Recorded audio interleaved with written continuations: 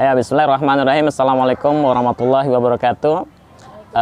Yang disebut pengobatan adalah menyeimbangkan ya. Yang disebut pengobatan adalah menyeimbangkan kondisi tubuh, di mana ketika tubuh sakit karena kelebihan materi, maka harus dikeluarkan.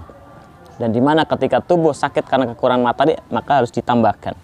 Dan itu prinsip itu harus dilihat, bisa diketahui dari apa? Dari kita melihat atau dengan anamnesa ya, dengan mendiagnosa kapan orang ini sakit karena kekurangan sehingga kita tambahkan, dan kapan orang ini sakit karena kelebihan sehingga kita keluarkan.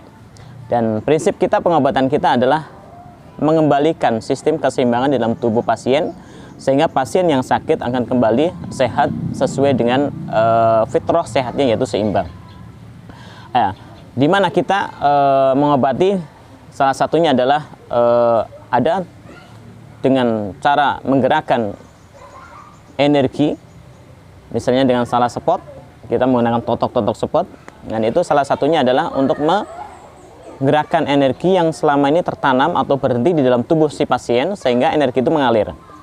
Dengan mengalirnya energi, ketika kita spot ya, ketika kita totok spot itu yang video-video yang sudah kita viralkan, itu energi, baik energi yang tersumbat maupun energi yang terikat ya. Terikat oleh apa? Oleh materi-materi di dalam tubuh pasien, bisa disebabkan karena psikologis si pasien, bisa juga karena ada gangguan non medis yang lainnya, itu akan terurai.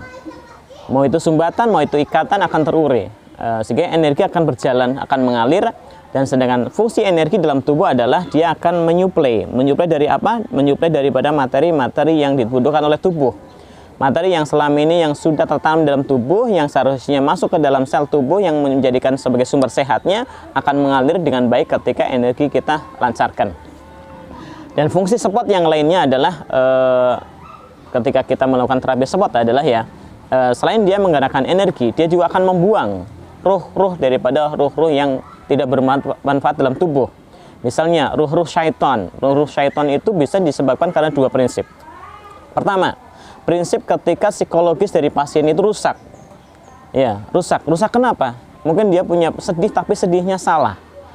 Punya senang tapi senangnya salah. Atau penakut berlebih yang tidak jelas.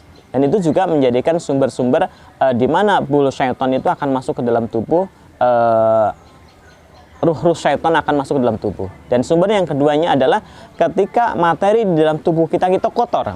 Materi dalam tubuh kita kotor, maka dia akan masuk ya, karena ada rumah yang akan dipakai oleh syaitan di dalam tubuh manusia, yaitu materi yang berupa darah ya. Ketika Rasulullah mengatakan majra bidam, syaitan fi bani Adam, itu mengalir dalam tubuh Bani Adam, itu ada di dalam darahnya.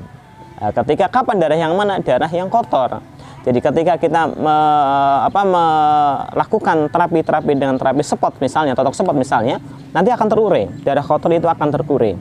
Dan ketika kita bantu dengan terapi yang lainnya, misalnya habis spot kemudian kita bekam, itu akan lebih bagus. Kenapa? Karena sudah hancur. Materinya sudah hancur, yang menjadikan sarang-sarang syaitan yang selama ini ketika dicek oleh medis tidak kelihatan, padahal pasien itu sakit. Ketika diagnosa oleh medis ternyata tidak ada penyakitnya, tapi pasien itu merasa sakit. Itu ketika kita sudah spot, maka akan terurai materi-materi yang menjadikan rumah-rumah syaitan. Dan ketika kita lakukan hijamah yaitu yang disebut dengan menarik materi tubuh, itu akan keluar semuanya.